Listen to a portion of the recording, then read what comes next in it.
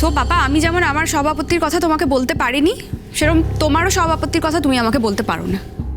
আর তোমার সব আপত্তিকে আমি সম্মানও জানাতে পারবো না, সেটা পরিষ্কার বলে দিলাম। ব্রাভো অঙ্কিতা, কি সুন্দর করে বুঝিয়ে দিলে যে বাড়ির কাজকর্ম রান্নাবান্না কিছুই তুমি করতে পারবে না। আর সত্যি কথা বলতে কি, আমি তো শকড যে তোমার এখন আন্টির প্রেমে তুমি উথাল পাতাল করছো, গদগদ হয়ে গেছো।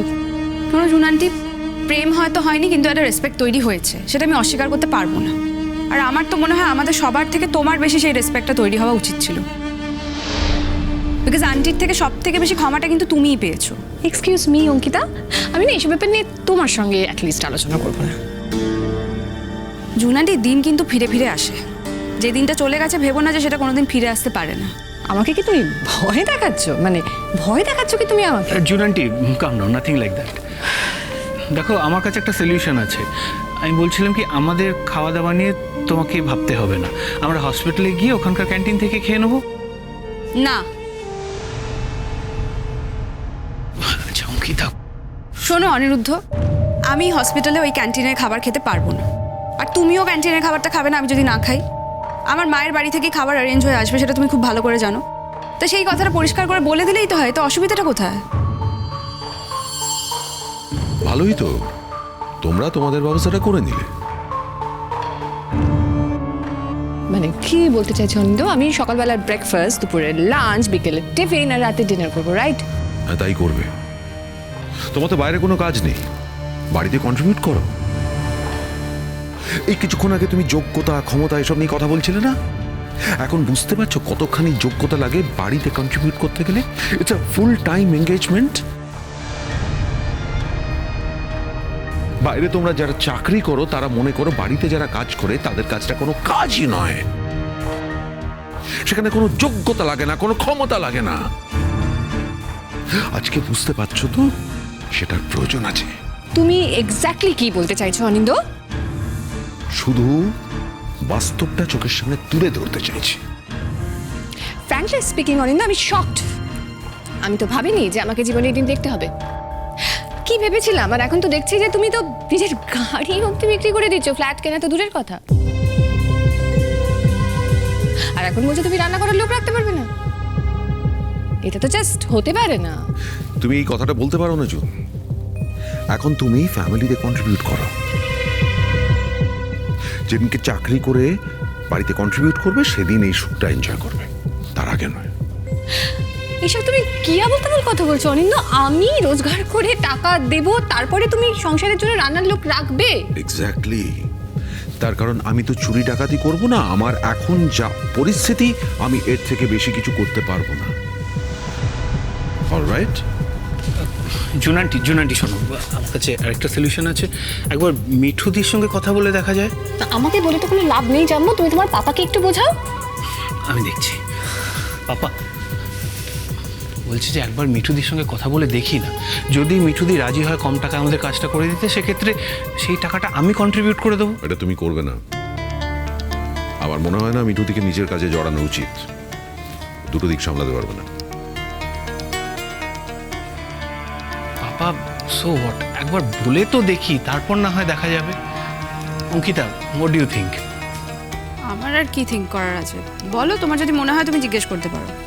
আমার একটাই বক্তব্য, আমি কোনো ডোমেস্টিক হেল্প করতে পারবো না, আমি রান্নাঘরে যাবো না, দ্যাটস ইট। পাপা বিজি আছে, একটু কথা ছিল। হ্যাঁ বলো, কি বলবো? তুমি অফিস যাবে না আজকে? হ্যাঁ, একটু হাতের সময় আছে, একটু পরে বেরো। তুমি বলো। হ্যাঁ, গাড়িটা তো দল থেকে কিনেছিলাম, তো এই টাকাটা। এই অনিন্দ, তুমি তো বলোনি যে ওরা গাড়িটা কিনেছে? তোমাকে সব কথা বলতে হবে তার কি মানে আছে? আমি গাড়ি বিক্রি করছি, কে কিনছে তোমার এত জানার দরকার কি? পাপা, এই টাকাটা রাখো, এখানে 4 লাখ টাকা আছে, আর এই যে গাড়ির চাবি। গাড়ির চাবি কি হবে? গাড়িটা তোমাদের, চাবিটা তোমাদের কাছে রাখো। হ্যাঁ জানি গাড়িটা আমাদের, আসলে আমাদের দলে তো গাড়িটা রাখার জায়গা নেই, সেই জন্য ভাবছি গাড়িটা বাড়িতেই রাখবো। আর আমার তো সবসময় লাগবে না, যখন লাগবে আমি ইউজ করে নেব। মেইনলি যখন বাইরে শো থাকবে তখন ট্রাভেল করতে হয়তো লাগবে ইনস্ট্রুমেন্ট ক্যারি করতে, সেই জন্যই গাড়িটা কেনা। সেই জন্য ভাবছিলাম গাড়িটাতে যখন আমার পূর্ণ অধিকার আছে আর গাড়িটা যখন বাড়িতেই থাকবে তখন আমার খুব ভালো লাগবে যদি তুমি ইউজ করো। হ্যাঁ, আমার যখন প্রয়োজন আমি তোমার থেকে চেয়ে নেবো। হ্যাঁ সেই তো। আচ্ছা পাপা, একটা জিনিস ভেবে দেখো, মানে গাড়িটা তো তুমি বিক্রি করে দিয়েছো, ওটা তো আর আমাদের নেই।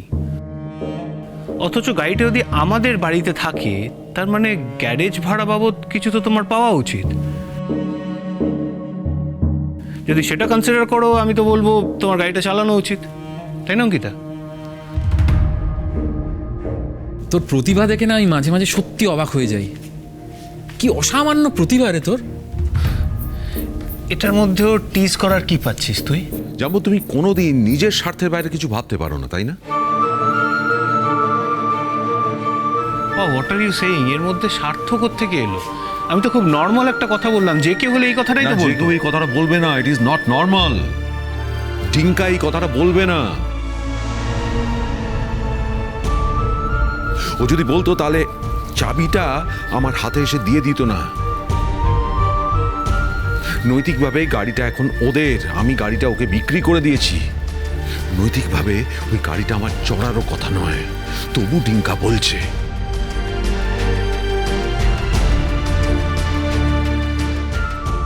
নিজের ছোট ভাইকে দেখে অন্তত কিছু শেখো। পাপা, আমি উপরে যাবো, তুমি চাবিটা রাখো। না টিঙ্কা, চাবিটা তোমার কাছে রাখো। গাড়িটা আমি তোমায় বিক্রি করে দিয়েছি, ওই গাড়িটা আমি চড়তে পারবো না। সরি। তুমি যদি বাসে ট্রামে করে ট্রাভেল করো সেটা আমার জন্য খুব অপমানজনক হবে আর দুঃখের হবে। একটা গাড়ি বাড়িতে পড়ে আছে অথচ আমার পাপা বাস ট্রামে করে ট্রাভেল করছে, সেটা তো হতে পারে না। আর জন্ম থেকে আমি আমার পাপাকে কোনোদিন দেখিনি এমনি ট্রাভেল করতে। সেই জন্য আমার মনে হয় এই অভ্যেসটা তুমি এই বয়সে এসে রপ্ত করতে পারবে না। চেষ্টা করলে হয়তো পারবো। দেখো টিঙ্কা, আমার আগে কখনো প্রয়োজন হয়নি তাই আমি বাসে ট্রামে চড়িনি। আজকে যদি প্রয়োজন হয় আমায় অভ্যেস করতে হবে। এটা সত্যি কথা বলো তো, আজকে যদি আমি অনেক টাকা রোজগার করতাম আর নিজে একটা গাড়ি কিনতাম আর গাড়িটা যদি বাড়িতে পড়ে থাকতো অথচ তুমি বাসে ট্রামে করে ট্রাভেল করতে, সেটা কি আমি হতে দিতাম? কি মনে হয় তোমার? কোনোদিনই দিতাম না। হ্যাঁ জানি অনেকে হয়তো বলবে যে গাড়িটা তো পুরোপুরিভাবে আমি আমার টাকায় কিনিনি, দলের টাকায় কিনেছি। কিন্তু দলের টাকায় কিন্তু পাপা আমারও কন্ট্রিবিউশন আছে।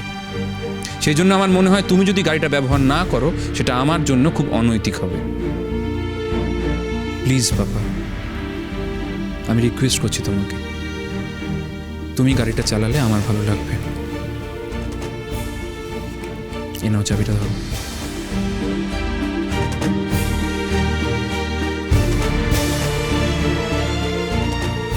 প্লিজ।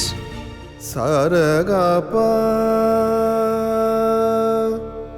গপদন ধাম গর রে গপদন দা গপদ সা দাসারে দাসারে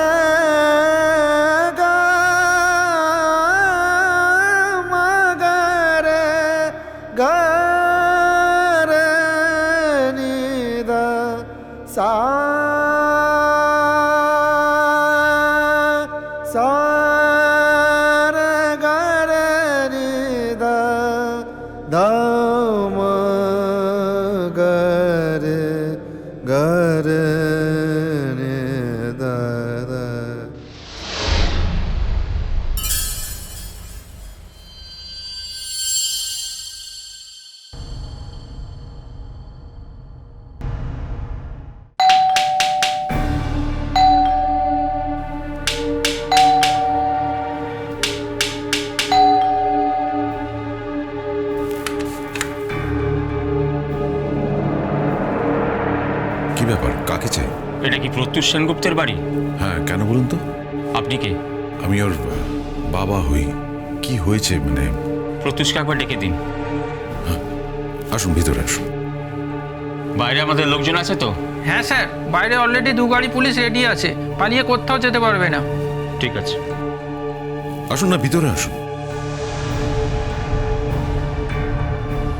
আচ্ছা, কি হয়েছে আমি তো বুঝতে পারছি না, মানে হঠাৎ পালিয়ে যাওয়ার কথা হচ্ছে কেন?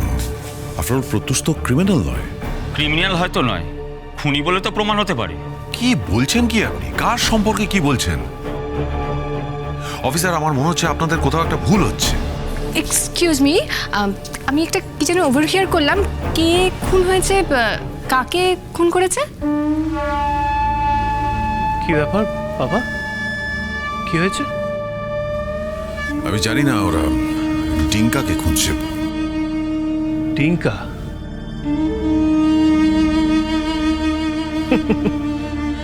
জানতাম, আমি জানতাম বাবা, জানো তো, একদিন না একদিন এমন কিছু একটা কাজ করবে যার জন্য বাড়িতে পুলিশ আসবে। তা কি করেছে? হ্যাঁ, মানে কোথায় কি বাঁধিয়ে এসেছে? You know what, I don't want to know right now. Gita, ছেলেটা না আমাদের ঠিক করে বাঁচতে দেবে না, কিছুতেই শান্তিতে থাকতে দেবে না আমাদের। আচ্ছা কি হয়েছে বলুন তো? যাকে বলার তাকে বলে দিয়েছি, জনে জনে বলার প্রয়োজন মনে করি না। কি হলো, আপনার ছেলেকে ডাকুন।